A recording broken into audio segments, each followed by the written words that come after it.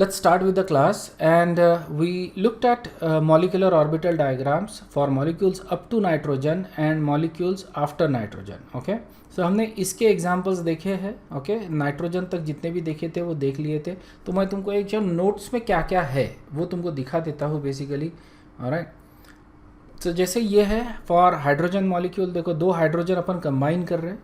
दो hydrogen combine करेंगे तो दो मॉलिक्यूलर ऑर्बिटल्स अपने को मिलते हैं बेसिकली, क्योंकि इस हाइड्रोजन का 1s और इस हाइड्रोजन का 1s ये एटॉमिक ऑर्बिटल्स कंबाइन हो रहे हैं और अपने को दो मॉलिक्यूलर ऑर्बिटल मिल रहे हैं, बॉन्डिंग एंड एंटी बॉन्डिंग. ठीक है ना.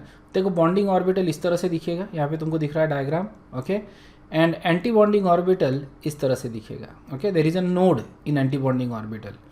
ठीक है, अब दो ही इलेक्ट्रॉन है, इनको अपन फिल करेंगे तो ये दोनों कहाँ जाएंगे? बॉन्डिंग में जाएंगे. एंटी बॉन्डिंग खाली है, and as a result of that इसका बॉन्ड ऑर्डर अगर निकालते हैं अपन तो ये निकलेगा बॉन्डिंग के इलेक्ट्रॉन्स माइनस एंटी बॉन्डिंग के electron divided by 2. We get bond order of 1. Bond order 1 से 0 से ज़्यादा है, मतलब मॉलिक्यूल स्टेबल. ठीक है ना. उसी तरह से हीलियम अगर देखता हूँ मैं, helium molecule. Okay, so this is helium molecule. ये हीलियम एटम है, ये दूसरा हीलियम एटम है. इनको अपन कंबाइन करेंगे, again you get bonding and anti bonding molecular orbital. ठीक है, और 4 इलेक्ट्रॉन्स फिल करने हैं, 2 2 4. तो ये 4 इलेक्ट्रॉन्स फिल करें, 2 यहाँ पे 2 यहाँ पे, और अब बॉन्ड ऑर्डर निकालेंगे तो 0, इट डज नॉट एग्जिस्ट. ठीक है, बॉन्ड ऑर्डर 0 आ गया, मतलब it is not going to exist. ठीक है, but at the same time we also saw कि जैसे हीलियम प्लस अगर लेते हैं अपन, या एट द सेम टाइम, तो that actually exist. Helium 2 plus अगर लेता हूँ मैं, सो वो एग्जिस्ट होता है और उसका बॉन्ड ऑर्डर हाफ होता है. ओके, सो हीलियम 2 प्लस एग्जिस्ट, लेकिन helium 2 does not exist. This is for boron. Okay, boron में अपना जो इसका इलेक्ट्रॉनिक कॉन्फ़िगरेशन होता है बोरॉन का 1s2, okay, 2s2 and 2p1, isn't it. ये है. तो this is the valence shell. तो यहाँ पे सिर्फ वैलेंस शेल दिखाया हुआ है बोरॉन का, 2s एंड 2p. ओके, ये दो सी. तो ये एक एटम हो गया लेफ्ट हैंड साइड में, और राइट हैंड साइड में ये एक एटम हो गया बोरॉन का. इनको कंबाइन कर रहे हैं अपने को, तो 6 इलेक्ट्रॉन्स फिल करने हैं, 2 4 और 6. और यहाँ पे देखो दोनों इलेक्ट्रॉन्स कहाँ आ रहे हैं? पाई ऑर्बिटल में आ रहे हैं, बेसिकली पाई बॉन्डिंग के है. So as a result of that this is going to exist basically. अगर इसका बॉन्ड ऑर्डर निकालते हैं अपन, सो ये आता है 6, मतलब बॉन्डिंग इलेक्ट्रॉन कितने हो गए? 6. यहाँ पे 1s वाले 2 दिखाए नहीं है मैंने. ठीक है ना. और एंटी बॉन्डिंग आते हैं 4, ये 2 और 1s वाले 2. ओके, ऐसे 4, and you gate divided by 2. या फिर ऐसा भी निकाल सकते हैं इसको, बॉन्ड ऑर्डर को मैं इसी से निकाल सकता हूँ. We don't need to take the whole thing. Okay, इसमें अगर देखते हैं अपन, बॉन्डिंग ऑर्बिटल में इलेक्ट्रॉन्स कितने हैं? 4. एंटी बॉन्डिंग में कितने हैं? 2 divided by 2 is equal to 1. So यहाँ पे बॉन्ड ऑर्डर 1 आ रहा है, तो B2 ये एग्जिस्ट करता है, and it is a paramagnetic species. Okay, क्योंकि यहाँ पे 2 अनपेयर्ड इलेक्ट्रॉन है, इसलिए it is a paramagnetic species. Okay, paramagnetic का मतलब आई होप कि लास्ट इसमें तुमको समझा दिया था मैंने. Is this something that you know? ये मालूम है क्या पैरामैग्नेटिक डायमैग्नेटिक क्या होता है? Do you remember? बिकॉज मैंने बताया था, I just want to make sure that you remember what actually paramagnetic diamagnetic means. ठीक है ना. और इसको और अच्छे से अपने को आगे भी समझ में आएगा, तुमको फिजिक्स में भी आता है पैरामैग्नेटिक डायमैग्नेटिक. पैरामैग्नेटिक ये होता है वीकली मैग्नेटिक, मतलब अगर एक्सटर्नल मैग्नेटिक फील्ड अगर लेता हूँ मैं, so this will align themselves in the external magnetic field. ठीक है ना. और जैसे ही मैं मैग्नेटिक फील्ड निकाल देता हूँ तो इनका मैग्नेटिज्म लॉस्ट हो जाता है बेसिकली. तो इनको अपन क्या बोल सकते हैं? टेम्पररी मैग्नेट्स होते हैं ये बेसिकली, मतलब कि इनका मैग्नेटिक फील्ड परमानेंट नहीं होता, टेम्पररी होता है. तभी होता है जब ये एक्सटर्नल मैग्नेट के प्रेजेंस में है. ओके, जैसे ही मैग्नेट निकाल दिया, इनका मैग्नेटिज्म लॉस्ट हो जाता है. Next is nitrogen molecule. ये भी अपन ने देखा. ठीक है, तो नाइट्रोजन का ये वैलेंस शेल है बेसिकली. ओके, 2s2 2p3 बराबर है. ये इलेक्ट्रॉनिक कॉन्फ़िगरेशन है, तो 2s2 2p3, और ये दूसरा नाइट्रोजन है इस साइड में, इनको अपन फिल कर रहे हैं बेसिकली. सो टोटल अपने को 10 इलेक्ट्रॉन फिल करने हैं, 2 4 4 और 4 8 और 2 10. ओके, टोटल 10 इलेक्ट्रॉन्स है इसमें. और यहाँ पे अगर अपन देखते हैं तो यही इलेक्ट्रॉन्स एंटी बॉन्डिंग में है. ओके, तो बॉन्ड ऑर्डर अपना निकलता है 3 का इसमें, and this is a diamagnetic species, there is no unpaired electrons. तो इसका मतलब डायमैग्नेटिक का मतलब होता है कि they will get repelled by the magnetic field. Okay, magnetic field से रिपेल होते हैं ये। Now we gonna look at oxygen, ठीक है ना। So will do the same thing, basically will go back to the diagrams जो अपन ने लास्ट क्लास में किया था, उसी तरह से ऑक्सीजन के आयंस जो होते हैं वो सारे फिल करेंगे अपन। Okay, so make sure that you have pen and paper ready. Okay, let's go. Okay, so उसके लिए अपन ये डायग्राम यूज़ करते हैं, राइट। सो अपन O2 का देख रहे हैं। Okay, alright. सो O2 में देखो ये लेने की ज़रूरत नहीं है। ओके, फिलहाल if you want to fill in ये भी ले सकते हो, that is also fine. Oxygen का वैलेंस शेल इलेक्ट्रॉनिक कॉन्फ़िगरेशन लिख लो, 2s2 2p4। ओके, तो कितने इलेक्ट्रॉन्स है टोटल? 6। O2 में कितने इलेक्ट्रॉन्स भरने पड़ेंगे? 12। वो फिल करो और मेरे को बताओ इसका बॉन्ड ऑर्डर कितना आता है। Okay, let's do this. Okay, so यहाँ पे we have to fill how many electrons? 6 electrons valence shell में, 12 इलेक्ट्रॉन्स फिल करने हैं। Will start because we are only taking these electrons, तो इसी से स्टार्ट करना है। 1 2 3 4 5 6 7 8 9 10 11 12। ओके, सो ये 12 इलेक्ट्रॉन्स आ गए अपने पास। Okay, so we got 12 electrons, and now we're gonna see the bond order basically यहाँ पे। तो bond order जो आएगा that is going to be, कितने हैं bonding में? यहाँ पे देखो 2 4 6 8। Okay, so 8 electrons in bonding, and anti bonding में कितने हैं? 2 और 2 4 divided by 2, so we get 4 by 2 is 2। so that is the bond order of oxygen molecule जो अपने को मालूम है, ठीक है। सो ये बॉन्ड ऑर्डर तो बता देता है, बट देखो one of the great thing about this is it tells you that it is paramagnetic, ठीक है ना। ये देखा गया है इनफैक्ट कि ऑक्सीजन मॉलिक्यूल जो है O2 molecule, it is paramagnetic, ठीक है, विथ 2 अनपेयर्ड इलेक्ट्रॉन, ठीक है। अगर मैं 2 मैग्नेट लेता हूँ, जैसे बार मैग्नेट लिए 2, स्ट्रॉन्ग लेना पड़ता है obviously. Okay, so let's say इस तरह के 2 मैग्नेट ले लिए मैंने। Okay, let's say this is north and this is south. और अगर मैं लिक्विड ऑक्सीजन यहाँ पे पोर करता हूँ तो क्या होगा कि ये जो लिक्विड ऑक्सीजन है it will basically get stuck there. Liquid oxygen यहाँ पे स्टक हो जाता है basically, so it gets attracted towards the magnet, ठीक है ना। So this magnetism is clearly visible, it's a very weak magnetic field, और इसीलिए अपने को स्ट्रॉन्ग मैग्नेट्स लेना पड़ता है, but you get that magnetic field. यहीं पे अगर मैं लिक्विड नाइट्रोजन ऐड करता हूँ तो व्हाट हैपन्स, लिक्विड नाइट्रोजन सीधा चले जाएगा because it gets repelled by the magnetic field, तो ये सीधा चले जाएगा liquid nitrogen. Okay, liquid oxygen वहाँ पे रहता है। Okay, so I will keep this diagram as it is. Basically now we need to answer lot of other species, ठीक है ना। तो O2 प्लस O2 2 प्लस, ठीक है, O2 माइनस O2 2 माइनस, ये सब का मेरे को अभी बॉन्ड ऑर्डर निकालना है। सबसे पहले O2 प्लस का बताओ, O2 प्लस में बॉन्ड ऑर्डर कितना रहेगा, and is it going to be paramagnetic, diamagnetic. Okay, use P for para and use D for diamagnetic, ठीक है ना। तो सीधा सीधा क्या बताना है तुमको, जैसे इफ़ इट इज़ पैरामैग्नेटिक तो तुमको बताना है बॉन्ड ऑर्डर जो भी है, मान लो कि 2 आ रहा है। ओके, 2 तो नहीं आएगा बट लेट्स अज्यूम कि 2 आ रहा है, तो 2 and you will say P। Okay, 2 paramagnetic. So यहाँ पे O2 प्लस करना है अपने को, इजंट इट। O2 प्लस करना है मतलब क्या करना है, O2 में से माइनस इलेक्ट्रॉन करना है, that is what we want. मतलब 1 इलेक्ट्रॉन निकालना है। जब 1 इलेक्ट्रॉन निकालते हैं अपने को मालूम है O2 का बॉन्ड ऑर्डर कितना है, 2 का, इजंट इट।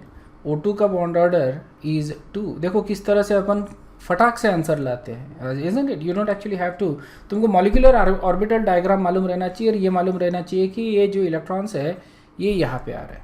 ओके, इसमें आ रहा है। तो यहाँ पे what you need is O2। Okay, so that is basically the electron, और इसमें से मैं इलेक्ट्रॉन निकाल रहा हूँ, इजंट इट। तो यहाँ पे बॉन्ड ऑर्डर कितना है इसका, 2 का, राइट। और मैं एंटी बॉन्डिंग में से इलेक्ट्रॉन निकालता हूँ तो बॉन्ड ऑर्डर क्या होता है, बढ़ता है कितने से, 0.5 से। सो ये हो जाएगा 2.5. ओके, ये एक इलेक्ट्रॉन निकल गया, लेकिन ये एक इलेक्ट्रॉन अभी भी बाकी है एज अनपेयर्ड इलेक्ट्रॉन, तो ये कैसा रहेगा? पैरामैग्नेटिक. क्लियर है क्या ये? ओके, नेक्स्ट अपन देख रहे हैं, नेक्स्ट स्पेसीज अपन सेकंड स्पेसीज देखते हैं यहाँ पे, विच इज O22+. O22+ का बता बॉन्ड ऑर्डर क्या हो जाएगा? This should be even more easier now, लेकिन दोनों आंसर बताना है अपने को. क्या बताना है? Is it paramagnetic, is it diamagnetic, और इसका बॉन्ड ऑर्डर क्या है. Okay, so essentially we gonna look at O22+. तो ऑब्वियसली यहाँ पे क्या करना है? वही O2 में से 2 इलेक्ट्रॉन निकालने हैं. अब हमको मालूम है कि 2 इलेक्ट्रॉन कहाँ जाते हैं? एंटी बॉन्डिंग ऑर्बिटल में है, तो ये 2 इलेक्ट्रॉन निकाल दो basically. So you get that. Okay, ये चले गए 2 इलेक्ट्रॉन. तो अब इसका जो बॉन्ड ऑर्डर है वो और बढ़ जाएगा. सो यहाँ पे बॉन्ड ऑर्डर जो था इसका कितना था? 2 का. ऑलराइट, और 2 इलेक्ट्रॉन निकाल रहे वो भी एंटी बॉन्डिंग में से, तो 1 से बॉन्ड ऑर्डर बढ़ेगा. Okay, and we gonna get bond order of 3. Alright, और यहाँ पे देखो अनपेयर्ड इलेक्ट्रॉन कोई भी नहीं है, so this is going to be a diamagnetic species. Okay, that's how we can easily calculate the bond order of any ions. ठीक है ना? आयंस का पहले क्या करना है? उस मॉलिक्यूल का बॉन्ड ऑर्डर निकालो, या फिर उसका मॉलिक्यूलर ऑर्बिटल डायग्राम बिल्ड करो, और उसमें से या तो इलेक्ट्रॉन ऐड करो या रिमूव करो, and you get the bond order for ions. Okay, next अपन देख रहे हैं अभी, गेट रेडी फॉर O2-. ठीक है, O2- के लिए अभी करना है अपने को. Okay, so I will basically remove the whole thing, और O2- का अभी तुम मेरे को बताओ. So again you build the electronic configuration for oxygen first, है ना? O2 का build करेंगे. So get 1 2 3 4 5 6 7 8 9 10 11 12. ओके, ये O2 का हो गया. उसमें एक इलेक्ट्रॉन ऐड करना है अपने को, isn't it? So let's add an electron. So मैं added electron दूसरे कलर से इंडिकेट कर रहा हूँ. So let's say that is the added electron. Alright. So अब बॉन्ड ऑर्डर जो आएगा, ओके, तो O2 का कितना था? 2 का, और अपन काय में इलेक्ट्रॉन ऐड कर रहे हैं? एंटी बॉन्डिंग में ऐड कर रहे हैं. एंटी बॉन्डिंग में जब ऐड करेंगे तो बॉन्ड ऑर्डर क्या हो जाएगा? डिक्रीज हो जाएगा. So it is going to be 1.5 now. Okay, और you can calculate from bonding minus anti bonding divided by 2. लेकिन सीधा लॉजिक ये है कि बॉन्डिंग में अगर ऐड करते हैं तो बॉन्ड ऑर्डर बढ़ता है, बॉन्डिंग से अगर निकालते हैं तो बॉन्ड ऑर्डर कम होता है. ठीक है ना? तो बॉन्ड ऑर्डर कब इंक्रीज होगा? बॉन्ड ऑर्डर कब इंक्रीज होगा? जब अपन बॉन्डिंग में ऐड कर रहे हैं, बॉन्डिंग में प्लस कर रहे हैं, और एंटी बॉन्डिंग में माइनस कर रहे हैं. ठीक है ना? तब अपना बॉन्ड ऑर्डर इंक्रीज होगा, इजंट इट? उसी तरह से बॉन्ड ऑर्डर डिक्रीज कब होगा? जब बॉन्डिंग में अपन निकालते हैं बॉन्डिंग से और एंटी बॉन्डिंग में ऐड करते हैं. ओके, तो बॉन्ड ऑर्डर इंक्रीज होता है. यहाँ पे वही हो रहा है, अपन एंटी बॉन्डिंग में ऐड कर रहे हैं, इजंट इट? ये वाला प्रिंसिपल अप्लाई कर रहे हैं, तो बॉन्ड ऑर्डर क्या होगा? डिक्रीज, हाफ से डिक्रीज होता है. ठीक है, सो 2 से 1.5 पे आएगा, and it is paramagnetic. Okay, और उसी तरह से अब ये करने की ज़रूरत नहीं, ये बता देता हूँ. I think you understood. सिर्फ मैं बता देता हूँ, okay, because I think you all understood what to do. थोड़ा सा प्रैक्टिस की ज़रूरत है कुछ लोगों के लिए. Just make sure that you follow the practice. या अब यहाँ पे क्या करना है अपने को? Okay, we start with oxygen again, and if we have to talk about this one, तो यहाँ पे 2 इलेक्ट्रॉन्स अपने को ऐड करने हैं. तो 2 इलेक्ट्रॉन्स ऐड कर दो, ये हो गए 2 इलेक्ट्रॉन्स. ओके, और यहाँ पे we are adding 2 electrons in bonding, anti bonding, sorry. तो ये 2 में से बॉन्ड एंटी बॉन्डिंग में ऐड कर रहे हैं, तो -1 करना पड़ेगा. ये हो जाएगा 1. That is the bond order. Okay, एक का बॉन्ड ऑर्डर आएगा किसका? ऑक्सीजन का. And then this is diamagnetic. Okay, क्योंकि अनपेयर्ड इलेक्ट्रॉन नहीं है. सो इस तरह से. सेकंड जो चीज़ मैं तुमको पूछना चाहता हूँ, arrange these species. Okay, arrange these 4 species in increasing, decreasing or bond order. So let's call these as A, B, C, D. ठीक है ना? So let's say that this is, one second, this is A, this is B, this is C and this is D. तो इनको bond order में increasing या decreasing bond order में arrange करो. Okay, lowest to highest, सीधा बताओ lowest किसका है and then go up to highest, और अगर इक्वल आता है कहीं पे तो इक्वल साइन दे दो।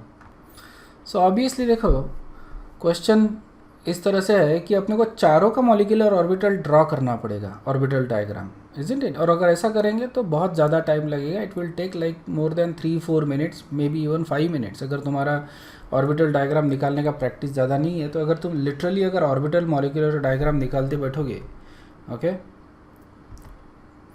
सो it's going to take long time. So what you need is this method जो अपन सीख रहे हैं अभी, ये मेथड अगर तुम्हारी अच्छी है तो you will be able to do this much more quickly, okay, and that is the thing basically. So देखो ऑक्सीजन अपन ने ले लिया सबसे पहले। ऑक्सीजन का अपने को बॉन्ड ऑर्डर मेरे को मालूम है, बॉन्ड ऑर्डर ऑक्सीजन का कितना है 2, ओके। आई ऑल्सो नो कि 2 जो लास्ट इलेक्ट्रॉन है that is going in to anti bonding orbital, okay. और यहाँ पे मज़े की बात यह है कि even though these electrons in anti bonding they are still counted as paramagnetic, ठीक है ना, मतलब ऑक्सीजन पैरामैग्नेटिक आ रहा है even though the electrons are in anti bonding. Next bond order लिख लो, ओके। मैं एक इलेक्ट्रॉन निकालना है मेरे को, तो मतलब एक ही डायग्राम बनाया मैंने बेसिकली, अब उसमें से एक इलेक्ट्रॉन निकाल रहा हूँ मैं, ठीक है ना, ऑक्सीजन में से। तो यहाँ से निकालूंगा तो बॉन्ड ऑर्डर बढ़ जाएगा, तो ये हो जाएगा 2.5, ठीक है। यहाँ पे 2 इलेक्ट्रॉन निकाल रहा हूँ तो इलेक्ट्रॉन बॉन्ड ऑर्डर 1 से बढ़ जाएगा, ओके, तो ये हो जाएगा 3। यहाँ पे एंटी बॉन्डिंग में इलेक्ट्रॉन ऐड करूँगा मैं, ओके, सी के लिए एंटी बॉन्डिंग में इलेक्ट्रॉन ऐड कर रहा हूँ तो बॉन्ड ऑर्डर डिक्रीज हो जाएगा देन 0.5 से, ओके। सो ये हो जाएगा 1.5, और यहाँ पे फिर से बॉन्ड ऑर्डर डिक्रीज हो जाएगा, ये हो जाएगा 1। तो लोएस्ट आ रहा है बॉन्ड ऑर्डर डी का, उसके बाद सी का, उसके बाद बी का, सॉरी उसके बाद ए का, और सबसे ज़्यादा बॉन्ड ऑर्डर जो आता है that is B, okay. So that is our correct order of bond order. उसके बाद we have some more species basically, जैसे देखते हैं। सो नेक्स्ट जो अपन देख रहे हैं that is for heteronuclear diatomic molecules, heteronuclear, ठीक है। तो उसके लिए अपने को क्या करना है कि जो हेवियर एटम है, okay, which ever is the heavier atom, उसका मॉलिक्यूलर ऑर्बिटल डायग्राम अपन देखेंगे हेवियर एटम का आज के। जैसे for example carbon monoxide, okay, carbon monoxide में देखो कौन सा डायग्राम देख रहे हैं अपन, ऑक्सीजन का, इजंट इट? ऑक्सीजन वाले एटम का डायग्राम यहाँ पे अपन देख रहे हैं, ओके। तो कार्बन मोनोऑक्साइड का बॉन्ड ऑर्डर निकालेंगे, कार्बन मोनोऑक्साइड प्लस, ओके, इसका बॉन्ड ऑर्डर निकालेंगे यहाँ से, ठीक है। तो तुमको करना कुछ भी नहीं है, use the same method, okay. Carbon plus oxygen से अपना कार्बन मोनोऑक्साइड बन रहा है, ओके। कार्बन में वैलेंस इलेक्ट्रॉन्स कितने हैं 4, ओके, और ऑक्सीजन में वैलेंस इलेक्ट्रॉन्स 6, टोटल 10 इलेक्ट्रॉन्स, ठीक है। 10 इलेक्ट्रॉन्स अपने को फिल करना है वैलेंस शेल में। अगर तुम पूरे लेते हो तो फिर कार्बन के 6 और ऑक्सीजन के 8 ऐसा भी लो, ठीक है ना, it's fine. So we don't need these orbitals. तो यहाँ पे मेरे को देखो 1 2 3 4 5 6 7 8 9 10, ये हो गया कार्बन मोनोऑक्साइड का मॉलिक्यूलर ऑर्बिटल डायग्राम। अब जो क्वेश्चंस पूछा है उनका आंसर करो कि बॉन्ड ऑर्डर कितना है। बॉन्ड ऑर्डर के लिए बॉन्डिंग में देखना है 2 4 6 8, 8 माइनस एंटी बॉन्डिंग में 2 डिवाइडेड बाई 2, तो आ रहा है कितना 6/2 मतलब 3। सो कार्बन मोनोऑक्साइड में 3 का बॉन्ड ऑर्डर होता है, ये अपने को मालूम है, okay, we already know that. Carbon monoxide में क्या हो जाएगा, बॉन्ड ऑर्डर डिक्रीज हो जाएगा क्योंकि बॉन्डिंग में से इलेक्ट्रॉन निकालेंगे अपन, इजंट इट? बॉन्डिंग में से जब इलेक्ट्रॉन निकालेंगे तो बॉन्ड ऑर्डर डिक्रीज हो जाएगा and that's what we get, okay. Carbon monoxide का जो बॉन्ड ऑर्डर आएगा प्लस का, कार्बन मोनोऑक्साइड कैटायन का, that is going to be 2.5। Is this clear? इसी तरह से you can do it for any molecule, just look at any examples from different books. अभी मेरे पास ज़्यादा एग्जाम्पल्स नहीं है यहाँ पे, but you can do it for various different molecules, even for ions. जैसे आयंस के लिए अपन ने निकाली है already, alright. So let's do it for one more ion. जैसे for example we take cyanide ion के लिए निकालते हैं, ओके, साइनाइड आयन, ठीक है। एक एग्जांपल बता देता हूँ। सो यहाँ पे कार्बन है, नाइट्रोजन है, ठीक है। तो कार्बन के इलेक्ट्रॉन्स 4 लेंगे, नाइट्रोजन के इलेक्ट्रॉन्स 5 लेंगे वैलेंस शेल के, और नेगेटिव चार्ज है इसलिए 1 इलेक्ट्रॉन्स मैं यहाँ पे ऐड कर रहा हूँ। सो यहाँ पे टोटल इलेक्ट्रॉन्स कितने हो गए? 10। दैट्स व्हाट वी नीड, या 10 इलेक्ट्रॉन्स है। तो यहाँ पे 1 2 3 4, सॉरी यहाँ पे नहीं फिल करना है आप लोग, यहाँ पे 1 2 3 4 5 6 7 8 9 10। ओके, ये हो गया तुम्हारा molecular orbital diagram for nitrogen. देखो कौन सी डायग्राम यूज़ कर रहा हूँ मैं यहाँ पे, नाइट्रोजन वाली, हेवियर एलिमेंट का नाइट्रोजन हेवियर एलिमेंट का डायग्राम अपने को यूज़ करना है, ठीक है। और यहाँ से अपने को बॉन्ड ऑर्डर मिलता है, कैलकुलेट करोगे तो 3 का बॉन्ड ऑर्डर मिलेगा, ठीक है। जब भी 10 इलेक्ट्रॉन आते हैं वैलेंस शेल में तो उसमें बॉन्ड ऑर्डर क्या मिलता है हमेशा अपने को? 3। कभी कभी हो सकता है कुछ ऐसा मॉलिक्यूल दे दे जो हाइपोथेटिकल हो, ऑलराइट, उस केस में तुमको कुछ और इन्फॉर्मेशन यूज़ करके ये बताना पड़ता है। तो मैं बता देता हूँ किस तरह से इसको आंसर कर सकते हैं अपन, ठीक है। अब यहाँ पे देखो कार्बन मोनोऑक्साइड ले रहा हूँ मैं और साइनाइड आयन ले रहा हूँ।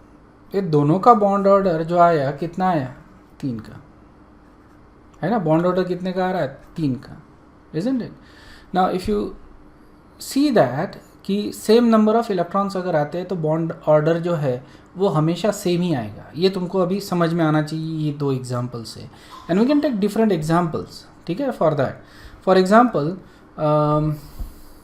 O2 2+, बराबर है। O2 2+ का बॉन्ड ऑर्डर कितना आ रहा था अपना? ओके, O2 2+, ओके, एक और एग्जांपल। तो फिर O2 2+ भी कितना आ रहा है? 3 आ रहा है, ठीक है। अब मान लो कि तुमको कोई पूछा गया स्पेसीज, ओके, जैसे फॉर एग्जांपल ये पूछा है, ओके, ये क्वेश्चन में है कि what is the bond order, ठीक है ना, alright. So what you need to understand is कि ये 3 स्पेसीज में एक चीज़ कॉमन आ रही है कि तीनों में जो नंबर ऑफ इलेक्ट्रॉन्स है these are actually same, identical number of electrons है, ओके। अगर आइडेंटिकल नंबर ऑफ इलेक्ट्रॉन्स है तो इनको अपन बोलते हैं isoelectronic species, isoelectronic species. और आइसो इलेक्ट्रॉनिक स्पेसीज की एक खासियत होती है कि बॉन्ड ऑर्डर इज सेम। इनकी मैग्नेटिक प्रॉपर्टी जो होती है, मतलब या तो सारे के सारे पैरामैग्नेटिक रहेंगे या तो सारे के सारे डायमैग्नेटिक रहेंगे, तो magnetic property is also same. ये 2 चीज़ें कॉमन आती है आइसो इलेक्ट्रॉनिक स्पेसीज में, and should be basically, it doesn't matter कि जैसे इनमें अगर इलेक्ट्रॉन्स में काउंट करता हूँ, ठीक है ना, कार्बन जस्ट वैलेंस शेल के देख लो, ओके, वैलेंस शेल ही देखना है ना, टोटल इलेक्ट्रॉन्स देखो या valence shell, whatever you want to look. So we'll go with total electron in this case because we're talking about isoelectronic species. तो total number of electrons needs to be same, ठीक है। तो यहाँ पे carbon is basically 6 plus oxygen कितना आ रहा है? 8, ओके। तो this is total number of electrons are 40, या यहाँ पे कार्बन इज अगेन 6 प्लस इसमें आ रहा है 7 प्लस 1 इलेक्ट्रॉन, ओके, 1 इलेक्ट्रॉन है, मतलब यहाँ पे भी टोटल नंबर ऑफ इलेक्ट्रॉन्स आ रहे हैं 14, ओके। एंड यहाँ पे देखो ऑक्सीजन आ रहा है 8, ओके, 2 ऑक्सीजन है 8, मतलब 8 और 8 16, एंड -2 इलेक्ट्रॉन क्योंकि प्लस चार्ज है इसलिए ये भी आ रहा है 14। So total number of electrons in any of these are basically 14। तो let's go and fill this 14 electron into the molecular orbital diagram, okay. अगर अपन ऐसा करते हैं तो we get the same answer, isn't it? Okay, so yeah, 1 2 3 4 5 6 7 8 9 10 11 12 13 14, ये electron, ये अपने को मॉलिक्यूलर ऑर्बिटल डायग्राम मिलेगा, ऑलराइट।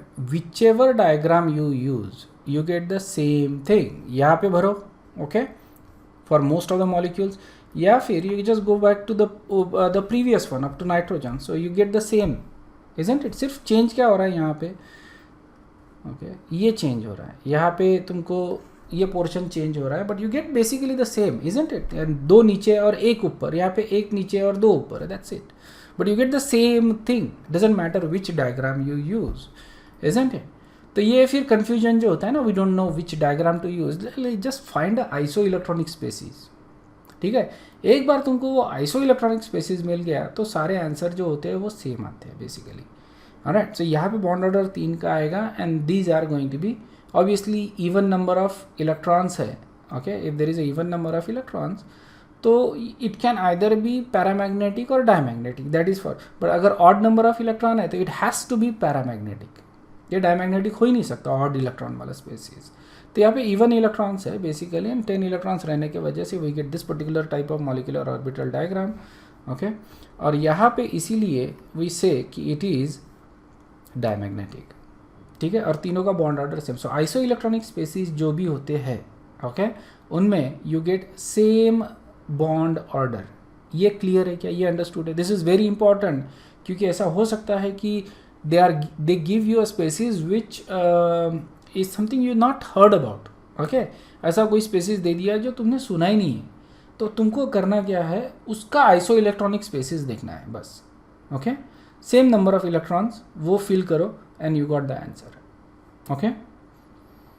कभी कभी क्या होता है कि जैसे for example they give you like 4-5 species, ठीक है, और बोल दिया कि इनको अरेंज करो इन इंक्रीजिंग और डिक्रीजिंग ऑर्डर, ऐसा भी बोल दिया। तो सबका अगर निकालते बैठोगे तो बहुत ज़्यादा दिक्कत होगा। You can is identify the iso electronic species, isoelectronic species आए ना तो उनका बॉन्ड ऑर्डर सेम आएगा बेसिकली, और फिर किसी का कम रहेगा किसी का ज़्यादा रहेगा, लेकिन जो आइसो इलेक्ट्रॉनिक है उनका सेम आएगा। तो it becomes easier for you to select the answer, ठीक है ना। करेक्ट आंसर सिलेक्ट करने में तुमको दिक्कत नहीं जाएगा फिर, okay. This are some exam tricks basically, strategy, skills, okay. तुमको अगर एक चीज़ मालूम है तो उसको अपन तान के कैसा खरीद सकते, राइट, कैसा उसका इस्तेमाल कर सकते, that is basically what you need to learn, and this is one of the thing, this is very important tool so that you can narrow down your choices. So let's move on.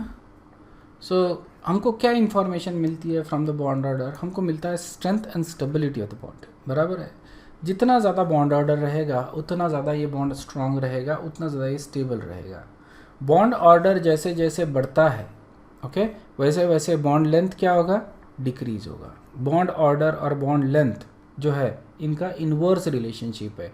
Higher the bond order, shorter the bond, stronger the bond, ठीक है ना। Bond order ज़्यादा है मतलब क्या है, bond छोटा है, छोटा है इसलिए स्ट्रांग है, okay. And typically fractional bond order indicates ionic spaces, typically, not necessary, ठीक है ना, नेसेसरी नहीं है, लेकिन इन जनरल की बात कर रहे हैं अपन, okay. So this is basically the end of molecular orbital theory. इसमें किसी को कोई डाउट है क्या? If there is any example you want me to work it out, I can do that.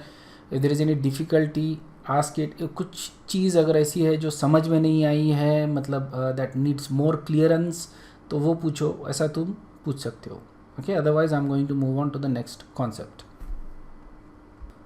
सो यहाँ पे we can start a new thing, new concept. It is called covalency in ionic compound, ठीक है।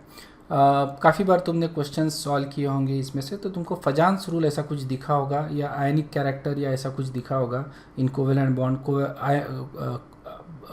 आयनिक character in covalent bond and covalent character in ionic bond. इस तरह के concepts तुमको आए होंगे, क्वेश्चंस आए होंगे। तो this is basically related to that, ठीक है ना, उसी से रिलेटेड है।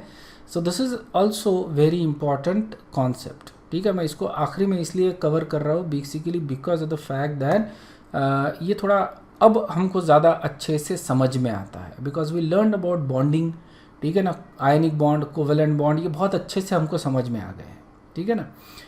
आयनिक बॉन्ड हम बोलते हैं कि बेसिकली इलेक्ट्रॉन ट्रांसफ़र से बने हुए हैं, इजंट इट। आयनिक बॉन्ड कैसे बनते हैं, इलेक्ट्रॉन ट्रांसफ़र से, और कोवेलेंट बॉन्ड इलेक्ट्रॉन शेयरिंग से।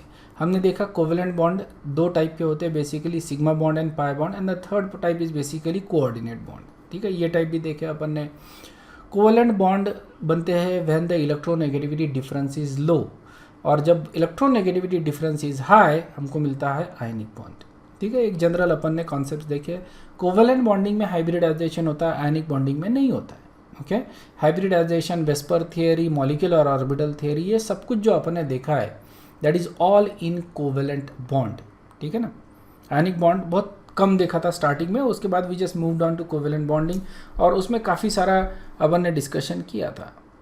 अब हम देख रहे हैं कोवेलेंसी इन आयनिक बॉन्ड। कोई भी आयनिक बॉन्ड 100% आयनिक नहीं होता, 100% आयनिक बॉन्ड नहीं होता, उसमें कुछ ना कुछ कोवेलेंट कैरेक्टर होता है। Okay, even if you take something like NaCl, it is largely ionic, ठीक है ना, largely may be 80%, may be 90% ionic, लेकिन 10, 20, 30, 40% क्या रहेगा फिर इसमें कोवेलेंट कैरेक्टर रहेगा। ये अपने को नहीं मालूम, मेरे को भी नहीं मालूम एग्जैक्टली कितना होता है कि इसमें कोवेलेंट। हम इसको आयनिक इसलिए मानते हैं NaCl को, बिकॉज ये मोस्टली आयनिक कंपाउंड है, इसमें कोवेलेंट कैरेक्टर कैसा है, कम है।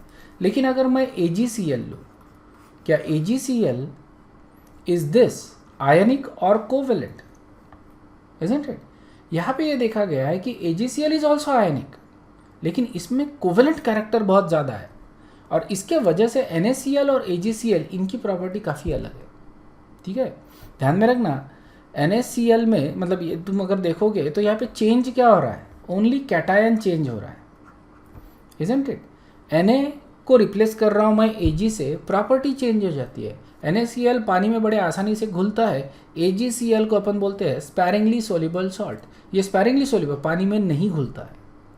अब दोनों आयनिक रहने के बाद how is it not that possible कि AgCl भी पानी में घुल रहा है? ओके, इतना क्या ज़्यादा डिफरेंस आ गया, आयनिक ही है ना, दोनों compounds are ionic, isn't it? But NaCl पानी में घुलता है, okay, it dissolves in water, AgCl does not dissolve in water, इसकी सॉल्युबिलिटी बहुत कम होती है, इसको अपन क्या बोलते हैं, स्पैरिंगली सॉल्युबल सॉल्ट। स्पैरिंगली बोले तो बहुत कम, ओके, निग्लिजिबल सॉल्युबिलिटी है इसकी पानी में, लेकिन थोड़ी सी सॉल्युबिलिटी है obviously. So what difference does it make? Okay, ये देखा गया है एक्सक्यूज में, ये देखा गया है कि AgCl it is actually covalent in nature, ठीक है, इसमें मतलब कोवेलेंट कैरेक्टर बहुत ज़्यादा है, और जब कोवेलेंट कैरेक्टर ज़्यादा आता है तो वाटर में सोल्युबिलिटी डिक्रीज होती है। देखो किस तरह से आयनिक और कोवेलेंट कैरेक्टर को हम कोरिलेट कर रहे हैं with physical property and even with chemical property. ये आगे भी तुमको मिलेगा, अपने को ऑर्गेनिक केमिस्ट्री में ऐसे कुछ रिएक्शंस है, जब मैं सिर्फ कैटायन चेंज करता हूँ तो रिएक्शन अलग मिलती है, ऐसी भी रिएक्शंस है। अब जो ऑर्गेनिक केमिस्ट्री देखेंगे तब मैं तुमको याद दिलवाऊंगा ये चीज़ को, ठीक है ना, याद दिलवाऊंगा ये चीज़ को, ध्यान में रखना। सिर्फ कैटायन चेंज कर दिया मैंने तो मेरा कोवेलेंट कैरेक्टर जो आयनिक कैरेक्टर था वो कोवेलेंट हो गया, या कोवेलेंट कैरेक्टर आयनिक हो गया, जिसके वजह से रिएक्शन चेंज हो जाती है। ओके, सो अगर आयंस चेंज करता हूँ तो देर is a difference in reactivity, okay, and that is the point यहाँ पे कि ऐसा क्यों हो रहा है, ठीक है। तो ये अपन एक्सप्लेन करते हैं by looking at the fact that ionic compounds जो है, ऐसा कोई भी आयनिक कंपाउंड नहीं है जिसमें 100% आयनिक कैरेक्टर है, कुछ ना कुछ उसमें कोवेलेंट कैरेक्टर आता है, और ये कोवेलेंट कैरेक्टर काय के ऊपर डिपेंड करता है ये अब अपन देखेंगे, ठीक है। तो सबसे पहले इमेजिन करो कि देर is a cation and there is अ अनायन, ठीक है ना, एक कैटायन है एक अनायन है, ये आइसोलेटेड है बेसिकली, ठीक है ना, सो दूर दूर है बेसिकली, एक कैटायन है एक अनायन है, and these are very far from each other, okay, कोई इसमें कोई कोरिलेशन नहीं है। तो जब ये दूर होते हैं एक दूसरे से, so there is a positive charge on this cation, there is a negative charge on the anion, कोई प्रॉब्लम नहीं, isn't it? Isolated gaseous atom है, ओके, जस्ट सेपरेट है फ्रॉम ईच अदर। लेकिन ये जब नज़दीक आएंगे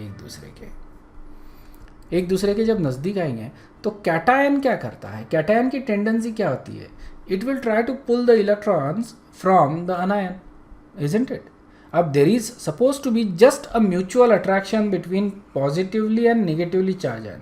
अगर सिर्फ म्यूचुअल अट्रैक्शन है, पॉजिटिव नेगेटिव फोर्स अगर जस्ट वही है, then it is going to be 100% ionic, ठीक है ना, just electrostatic force of attraction है और कुछ भी नहीं है इन्वॉल्व, तो it is going to be 100% आयनिक। लेकिन ऐसा नहीं होता, अनायन बड़ा होता है, कैटायन छोटा होता है, ओके। और जब ये होता है, अपन ने ये देखा है आइसो इलेक्ट्रॉनिक स्पेसीज में, लास्ट इसमें अपन ने कवर भी किया था, लास्ट इसमें, ठीक है, लास्ट चैप्टर में भी कवर किया था कि when there are isoelectronic species, तो साइजेस देखे थे अपन ने आयंस के, पीरियोडिक टेबल में ये देखा था अपन ने, ओके। तो कैटायन के साइज़ छोटे होते हैं और अनायन के साइज, जैसे जैसे पॉजिटिव चार्ज बढ़ता है साइज़ छोटा होता है, जैसे जैसे नेगेटिव चार्ज बढ़ता है वैसे वैसे साइज़ बढ़ता है, ये अपन ने देखा था, इफ़ यू रिमेंबर दैट। तो कैटायन जो है उसका साइज़ छोटा होता है, अनायन का साइज़ बड़ा होता है, okay.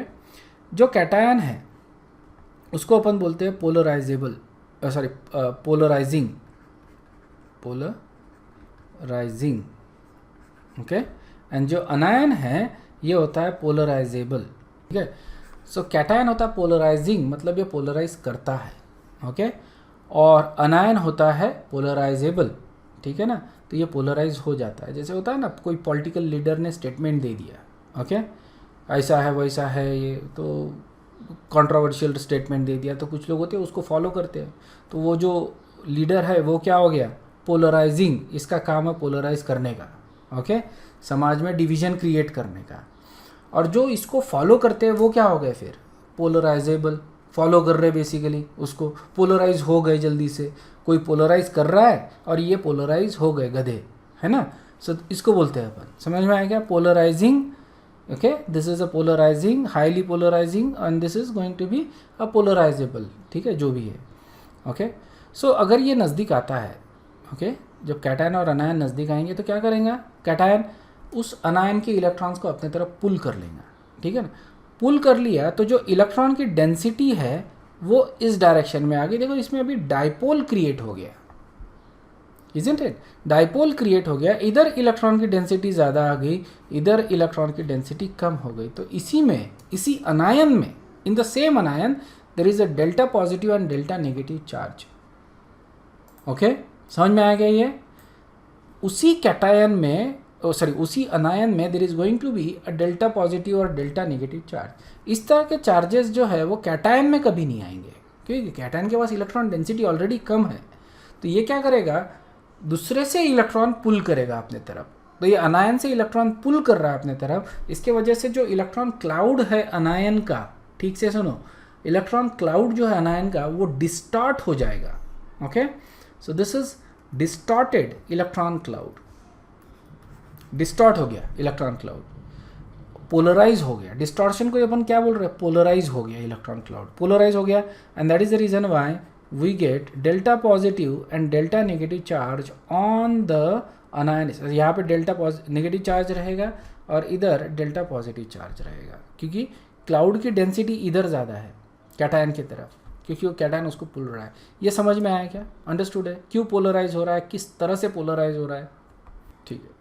So we know that polarise हो रहा है, so this is delta negative and this is delta positive, ठीक है। तो ये कैटायन ने इस अनायन को पोलराइज कर दिया, ठीक है। पोलराइज कर देने के वजह से इसका जो आयनिक कैरेक्टर है वो डिक्रीज होगा और कोवेलेंट कैरेक्टर इंक्रीज होगा, ओके। जितना ज़्यादा डिस्टॉर्शन उतना ज़्यादा आयनिक कैरेक्टर डिक्रीज होगा, उतना ज़्यादा कोवेलेंट कैरेक्टर इंक्रीज होगा, ओके। ये बेसिकली इलेक्ट्रॉन शेयरिंग वाला ही प्रिंसिपल आ रहा है ना यहाँ पे, बिकॉज ऑफ द डिस्टॉर्शन क्या हो रहा है, अभी इलेक्ट्रॉन एक तरफ आ गए rather than saturated at certain points, ये क्या हो रहा है, इलेक्ट्रॉन डिस्टॉर्ट हो गए, डीलोकलाइज हो गए। So this are basically acting like a shared pair of electron rather than just saturated points, and so इसीलिए कोवेलेंट कैरेक्टर इसमें ज़्यादा हो जाएगा, कि जितना ज़्यादा डिस्टॉर्शन उतना ज़्यादा आयनिक कैरेक्टर कम और उतना ज़्यादा कोवेलेंट कैरेक्टर ज़्यादा, ओके। तो ये पोलराइजेशन जो है वो काय के ऊपर डिपेंड करता है, ऑब्वियसली पोलराइजेशन का और कोवेलेंट कैरेक्टर का ये डायरेक्ट रिलेशनशिप आ गया, जितना ज़्यादा पोलराइजेशन उतना ज़्यादा कोवेलेंट कैरेक्टर आएगा आयनिक कंपाउंड में, इजंट इट। तो ये पोलराइजेशन काय के ऊपर डिपेंड करता है, तो ये डिपेंड करेगा power of cation, polarising power of cation, cation कितना पोलराइज करता है उसके ऊपर, इजंट इट। तो ये जो जनरल जो है ये डिपेंड करता है चार्ज डेंसिटी के ऊपर, ठीक है ना। ये जनरली चार्ज डेंसिटी की, चार्ज डेंसिटी मतलब how powerful is the positive charge, और ये काय के ऊपर डिपेंड करता है, ये डिपेंड करता है साइज। चार्ज डेंसिटी का मतलब क्या होता है, चार्ज बाय साइज, समझ में आया ना, चार्ज बाय साइज का रेशो। अगर चार्ज ज़्यादा है और साइज जो है वो छोटा है तो ये जो रेशो आएगा चार्ज का, चार्ज डेंसिटी का, वो ज़्यादा रहेगा, मतलब चार्ज डेंसिटी ज़्यादा है, समझ में आया। तो बेसिकली ये चार्ज के ऊपर भी डिपेंड करता है और साइज़ के ऊपर भी डिपेंड करता है। सो ये काय के ऊपर डिपेंड करेगा, charge, you can see that, and it depends upon the size, okay. Charge on the cation and size of the cation, जितना ज़्यादा चार्ज उतना ज़्यादा उसका चार्ज डेंसिटी और उतना ज़्यादा वो कैसा रहेगा, पोलराइजिंग, क्लियर है क्या ये। जितना ज़्यादा चार्ज उतना ज़्यादा चार्ज डेंसिटी, उतना ज़्यादा ये पोलराइजिंग रहेगा। ओके, उसी तरह से छोटा साइज़, अगर साइज़ छोटा है, ओके, स्मॉल साइज़, तो उतना ज़्यादा इसका चार्ज डेंसिटी, उतना ज़्यादा ये पोलराइजिंग। समझ में आया ना? तो essentially polarisability, okay, it depends upon charge. इसको मैं प्रोपोर्शनलिटी साइन कर देता हूँ। Okay, P is polarising power या पोलराइजेबिलिटी, ना पोलराइजिंग पावर या पोलराइजिंग पावर, नॉट पोलराइजेबिलिटी। तो charge divided by size, okay, directly related to charge and directly related to inversely related to sign, और this is equal to covalent character। ठीक है ना, covalent character. तो charge ज़्यादा है तो ज़्यादा कोवेलेंट कैरेक्टर, साइज छोटा है तो ज़्यादा कोवेलेंट कैरेक्टर। क्लियर है क्या? सेकंड जो फैक्टर होता है जिसके ऊपर ये डिपेंड करता है, that is polarisability of अनायन। Okay, polarisability of अनायन है मतलब कितना ज़्यादा अनायन पोलराइज होता है उसके ऊपर। ओके, तो ये जो है ये डिपेंड करेगा कि अनायन के ऊपर चार्ज कितना है। Okay, so this depends upon how much force the nucleus of the अनायन exert on the valence electrons. ठीक है ना, इज इट मतलब ज़्यादा फोर्स है, अगर ज़्यादा फोर्स है तो इसका मतलब ये इलेक्ट्रॉन्स को बहुत ज़्यादा टाइटली पकड़ के रखा है इस न्यूक्लियस ने, तो ये जल्दी पोलराइज नहीं होंगे। और अगर फोर्स वीक है, ठीक है ना, तो ये जल्दी पोलराइज हो जाएंगे। ओके, डिफ्यूज्ड हो जाएंगे जल्दी। So as a result of that सीधा सीधा इक्वेशन है कि अगर अनायन लार्ज है, अगर बड़ा अनायन है, तो उसके इलेक्ट्रॉन्स कैसे होते हैं? डिफ्यूज्ड होते हैं, उसके ऊपर इफेक्टिव न्यूक्लियर चार्ज ज़्यादा नहीं होता। ठीक है, तो लार्ज अगर अनायन है तो smaller the force and greater is the polarisability अनायन का। जितना बड़ा अनायन है उतना जल्दी ये पोलराइज होगा। ठीक है ना, कैटायन अपने को चाहिए छोटा और अनायन चाहिए अपने को बड़ा। अगर ऐसा सिचुएशन आता है तो इसमें कोवेलेंट कैरेक्टर ज़्यादा आएगा। सो ये जो है this is called as Fajans rule for covalent character in ionic compound. Ionic compound है, उसमें कोवेलेंट कैरेक्टर कितना आएगा, it is decided by certain rules. इन रूल्स को अपन ने बोला फजान्स रूल। ठीक है ना, काफ़ी पुराने रूल्स है ये, और ये अपने को बताते हैं कि कोवेलेंट कैरेक्टर किस वजह से आता है। ठीक है, तो ये रूल्स देख लो, और ये तुमको बहुत ज़्यादा काम करने पड़ते हैं क्योंकि बार बार मैं ये रूल्स एक्सप्लेन नहीं करूँगा। ठीक है ना, बार बार एक्सप्लेन नहीं करूँगा। जब भी ये कॉन्सेप्ट आते हैं तब अपन क्या करेंगे, सिर्फ मैं बताऊँगा तुमको, मेंशन करूँगा कि there is Fajans rule. Okay, this follows Fajans rule, तो तुमको इमीडिएटली याद आना चाहिए कि फजान्स रूल क्या थे। सो हो सके तो इसको अच्छे से समझ लो और ध्यान में रखो, मेमोराइज कर लो इनफैक्ट। ठीक है, सिंपल रूल्स है, इसको मेमोराइज करने की ज़रूरत नहीं है। These are very simple rules, और जो अपन ने कॉन्सेप्ट्स अभी देखे हैं उसी से रिलेटेड है। Okay, so don't actually need to memorise them, but these are something that is very important. So polarisability जो है वो काय के ऊपर डिपेंड करता है, size ratio of the charge to size ratio of the cation. Okay, polarisability of cation it depends upon the charge density, isn't it? और charge density is basically charge to size ratio. ठीक है, so जो polarisability है that is Z square by R. Okay, Z is the charge basically and R is the radius. इसको अपन बोलते हैं आयनिक potential. ठीक है ना, आयनिक पोटेंशियल। जेड को तुम एटॉमिक नंबर भी ले सकते हो, it also depends upon that for neutral species. तो छोटा साइज अगर आता है कैटायन का तो दैट इज़ डायरेक्टली प्रोपोर्शनल, ये अल्फा का साइन है अपना बेसिकली, that is proportionality sign is directly proportional to polarisation. छोटा कैटायन ज़्यादा पोलराइज करता है। समझ में आया ना?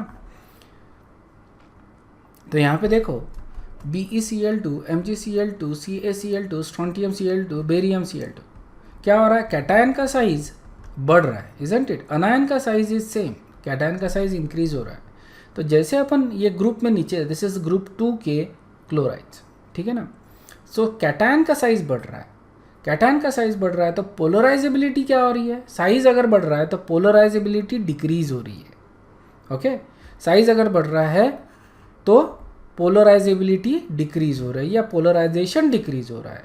ओके, मतलब ये जो अनायंस है इनका पोलराइजेशन कम कम होते जा रहा है।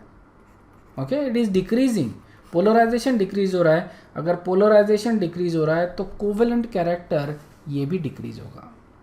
Okay, so essentially covalent character decrease हो रहा है। इसका मतलब सबसे ज़्यादा कोवेलेंट कौन रहेगा? Barium chloride. सबसे ज़्यादा आयनिक कौन रहेगा? Barium chloride. क्लियर है क्या? Okay, so this is basically most covalent and this is most ionic. Is this clear? अब मज़े की बात है कि from this you can actually decide the properties of the compound, जो अपन आगे देखेंगे बेसिकली। लेकिन कोवेलेंट कंपाउंड्स की प्रॉपर्टी अलग होती है, आयनिक कंपाउंड्स की प्रॉपर्टी अलग होती है। जैसे मैंने सोलिबिलिटी को लेके बताया, अगर कोई पूछता है तुमको from arrange this in increasing order of solubility, तो अपन क्या बोलेंगे? This is the increasing order of solubility. Okay, increasing order of solubility. Ionic compound soluble रहेंगे पानी में, कोवेलेंट कंपाउंड सोल्यूबल नहीं रहेंगे। So that's why beryllium chloride does not actually dissolve in water, लेकिन barium chloride easily dissolves in water. ठीक है। Second factor आता है large size of anion that is directly proportional to polarisation. Small size of cation and large size of anion that is also directly proportional to polarisation. Example देखो, lithium fluoride, lithium chloride, bromide and lithium iodide. Okay, so the simple example है, basically nothing fancy. Okay, lithium जो है that is common, lithium जो है that is common, lithium का size same है, लेकिन अनायन का साइज बड़ा होते जा रहा है, इजंट इट? अनायन का साइज बड़ा होते जा रहा है।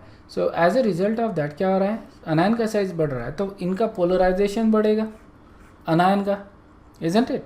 अनायन का साइज बढ़ रहा है तो अनायन का पोलराइजेशन बढ़ेगा, तो कोवेलेंट कैरेक्टर ज़्यादा होता है। तो lithium iodide is most covalent, okay, and lithium fluoride is most ionic. समझ में आया क्या? तुम मत, शायद से हो सकता है गलत टर्म्स यूज कर रहा हो, you can also say least, है ना, लीस्ट आयनिक बोल सकते हो, लीस्ट आयनिक या मोस्ट कोवेलेंट, ठीक है ना। So either way it is the same thing, और ये दिस इज द मोस्ट आयनिक, ठीक है। सो कोवेलेंट कैरेक्टर क्या हो रहा है? इंक्रीज हो रहा है as the size of the anion increases. Covalent character decrease होता है as the size of cation decreases. Okay, third factor आता है charge on cation is directly proportional to polarisation. Okay, charge और पोलराइजेशन का direct relationship है। Example NaCl MgCl to AlCl3, ठीक है। अनायन same है, कैटायन देख लो, यहाँ पे +1 चार्ज है, यहाँ पे +2 चार्ज है, और यहाँ पे +3 चार्ज है। ओके, तो चार्ज जैसा बढ़ता है वैसे वैसे पोलराइजेशन, मतलब कैटायन जो है वो जल्दी पोलराइज कर रहा है, क्योंकि कैटायन की चार्ज डेंसिटी ज़्यादा है। इमेजिन करो कि दिस इज़ +1 वाला एंड दिस इज़ अनायन, ठीक है, और यहाँ पे एक दूसरा कैटायन है। ओके, तो यहाँ पे +2 है एंड दिस इज़ अनायन, ठीक है ना। अब ऑब्वियसली चार्ज बढ़ेगा तो साइज भी तो डिक्रीज होगा ना, इजंट इट? चार्ज बढ़ेगा तो साइज डिक्रीज होगा, साइज डिक्रीज होगा तो चार्ज डेंसिटी क्या हो रही है? इंक्रीज हो रही है। मतलब इस स्पेसिस की चार्ज डेंसिटी ज़्यादा है।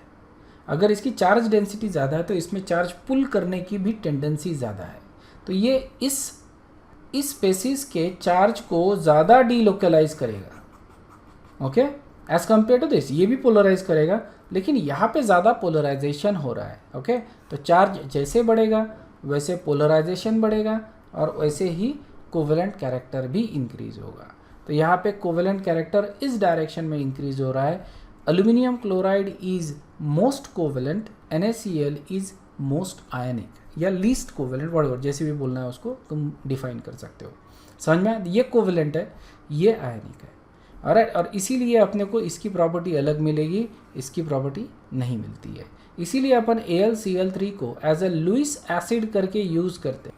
Lewis acid, electron deficient species करके अपन देखो लुईस एसिड करके केमिस्ट्री में इसको यूज़ करते हैं। लुईस एसिड कैटलिस्ट करके यूज़ करते हैं काफ़ी जगह पे, because it is largely covalent. Understood है क्या? है ना, अपन ने आयनिक कंपाउंड का एज अ कैटलिस्ट करके तो यूज़ नहीं किया होता, कोवेलेंट कंपाउंड को यूज़ कर सकते हैं। It is a Lewis acid catalyst. Exactly opposite effect अपने को मिलता है with charge on anion. Okay, anion के ऊपर चार्ज बढ़ेगा तो क्या होगा? पोलराइजेशन बढ़ेगा, इजंट इट? यहाँ पे अपन बात कर रहे थे चार्ज ऑफ अनायन, तो चार्ज जैसे जैसे बढ़ेगा वैसे वैसे पोलराइजेशन बढ़ेगा, ठीक है ना। दोनों के केसेस में यही हो रहा है, चार्ज और कैटायन बढ़ता है या चार्ज और अनायन बढ़ता है तो कोवेलेंट कैरेक्टर बढ़ रहा है क्योंकि पोलराइजेशन बढ़ता है, isn't it? So that is a thing. Polarisation किसका बोलते हैं अपन? हमेशा अनायन का, ठीक है।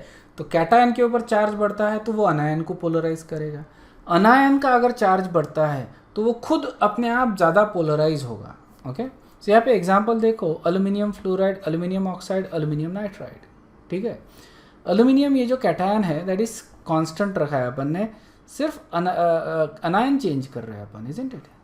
Fluoride, oxygen. सो यहाँ पे देखो चार्ज क्या हो रहा है, यहाँ पे फ्लोरीन के ऊपर -1 चार्ज है, यहाँ पे ऑक्सीजन के ऊपर -2 का चार्ज है और नाइट्रोजन के ऊपर -3। दिस इज नाइट्राइड, ठीक है ना, एल्यूमिनियम नाइट्राइड।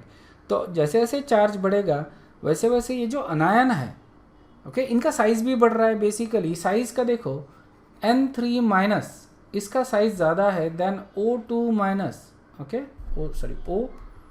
O2-, और सबसे छोटा साइज आता है F- का, ठीक है। ये अपन ने इसके पहले देखा हुआ है।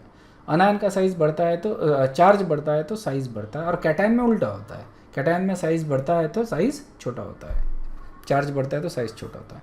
सो यहाँ पे चार्ज बढ़ रहा है, पोलराइजेशन बढ़ेगा और कोवेलेंट कैरेक्टर भी बढ़ेगा। तो यहाँ पे कोवेलेंट कैरेक्टर इस डायरेक्शन में बढ़ रहा है। Aluminium nitride is most covalent and aluminium fluoride is least covalent. Clear है क्या? ओके। नेक्स्ट, इलेक्ट्रॉनिक कॉन्फ़िगरेशन के ऊपर भी डिपेंड करता है, इलेक्ट्रॉनिक कॉन्फ़िगरेशन ऑफ कैटायन, ठीक है ना। सो यहाँ पे जैसे अगर मैं 2 कैटायन लेता हूँ of the same charge and size, okay, जैसे for example if I take something like let's say sodium, okay, या मैग्नीशियम लेता हूँ एंड सिल्वर लेता हूँ, ठीक है। इनके जो साइजेस है, ओके, मैग्नीशियम 2+ एंड Ag+, इनके जो साइजेस है they are near about same, ठीक है, नियर अबाउट सेम है, ओके। और इनके जो सॉल्ट होते हैं जैसे MgCl2 एंड AgCl, ठीक है, ये 2 सॉल्ट देखो, इसमें देखा क्या गया है, AgCl is mostly covalent and MgCl2 ये अपन ने डिस्कस भी किया है, ठीक है ना। आयनिक कंपाउंड जब डिस्कस किए थे उसमें मैग्नीशियम क्लोराइड ये डिस्कस किया था एकदम स्टार्टिंग में, okay. So AgCl is mostly covalent, MgCl2 is mostly ionic. So ये इसलिए होता है क्योंकि इलेक्ट्रॉनिक कॉन्फ़िगरेशन, ठीक है। अगर इस तरह का इलेक्ट्रॉनिक कॉन्फ़िगरेशन है जैसे कि ये, that is the electronic configuration with silver, okay, इसमें d ऑर्बिटल आ रहे हैं, ठीक है ना।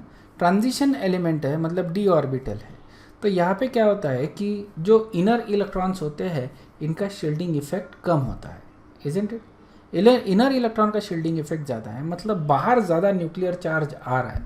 अगर बाहर न्यूक्लियर चार्ज ज़्यादा आ रहा है तो ये ज़्यादा इलेक्ट्रॉन्स को अपनी तरफ पुल करेंगे, इजंट इट? पोलराइजिंग पावर ज़्यादा रहेगी इस कैटायन में बिकॉज ऑफ डी शेल का जो शील्डिंग इफेक्ट है that is less, isn't it?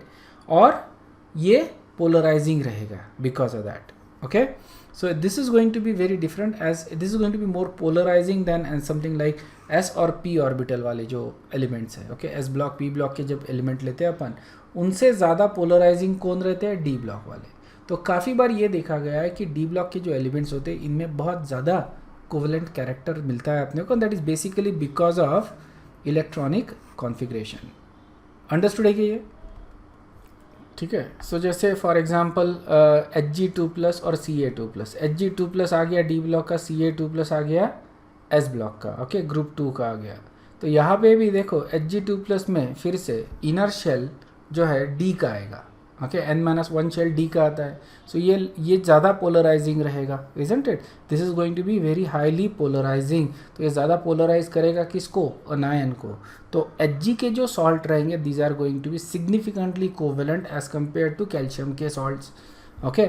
So Hg2+ has significantly greater polarizing power and its compounds are significantly more covalent than that of calcium salt। समझ में आया क्या? Calcium salt से mercury के salt कैसे रहेंगे? ज़्यादा कोवेलेंट रहेंगे, okay. Similarly AgCl is more covalent than NaCl, okay. Solubility से भी अपने को पता चलता है AgCl is not soluble in water या sparingly soluble in water, NaCl is actually significantly soluble in water, okay. तो ये नोबल गैस कॉन्फ़िगरेशन की वजह से होता है, ध्यान में रखना, ओके। सो ये जो एलिमेंट्स होते हैं जैसे कैल्शियम ले लो, कैल्शियम ले लो, Na+ ले लो या कैल्शियम 2+ ले लो। यहाँ पे ये जो एग्जांपल्स है इनकी बात कर रहे हैं, इनके पास कौन सा कॉन्फ़िगरेशन है? इनके पास नोबेल गैस कॉन्फ़िगरेशन है, इजंट इट? ये दोनों के पास नोबेल गैस कॉन्फ़िगरेशन है, तो इसके वजह से it provides a better shielding effect. Shielding effect ज़्यादा अच्छे से मिलता है, तो जिसके वजह से पोलराइजिंग पावर जो है वो कम हो जाती है कैटायन की, शील्डिंग इफेक्ट ज़्यादा रहने की वजह से कम। और यहाँ पे क्या हो रहा है, Ag और Hg के केस में क्या हो रहा है, इन दोनों के केस में क्या आ रहा है, you are getting d shell, है ना? नोबेल गैस कॉन्फ़िगरेशन नहीं मिला है तुमको अभी भी। ओके, डी शेल, आखिरी वाला जो शेल बचा है that is basically a d shell. Okay, 18 electrons है इसमें, इजंट इट? अभी जो वैलेंस शेल बचा हुआ है इसमें 18 इलेक्ट्रॉन्स तुम्हारे पास अभी बचे हैं। थर्ड शेल हो गया, मर्क्यूरी के केस में फोर्थ शेल हो गया, ओके, सिल्वर के केस में third shell. Okay, so you still have 18 electrons. तो इनका जो शील्डिंग इफेक्ट होता है, ठीक है, there is a shielding effect, लेकिन ये कम होता है शील्डिंग इफेक्ट, और जिसकी वजह से ये बहुत ज़्यादा पोलराइजिंग होते हैं। समझ में आया क्या? तो डी ब्लॉक के ज़्यादा पोलराइजिंग रहते हैं, और जिनका नोबेल गैस कॉन्फ़िगरेशन अपने को मिलता है they are less polarising. Okay, तो ये अपने रेगुलर वाले जो कैटायन होते हैं ग्रुप 1 ग्रुप 2 के, उनकी बात कर रहे हैं। Some of the cations from group 13 और 14 वो भी, ठीक है ना? सो उनके पास अपने को नोबेल गैस कॉन्फ़िगरेशन मिलता है, इसलिए they are less polarising. Okay, so यहाँ पे अभी अपन रुकते हैं, राइट? इसको अपन कंटिन्यू करेंगे। Basically there is still little bit more to cover. Basically थोड़ा सा पोर्शन बचा है, तो we should be able to finish this topic in the next class. Okay, अगर कोई डाउट है तो तुम लोग पूछ सकते हो, if not then you guys can leave. I will see you in the next class. Okay, thank you very much, bye bye.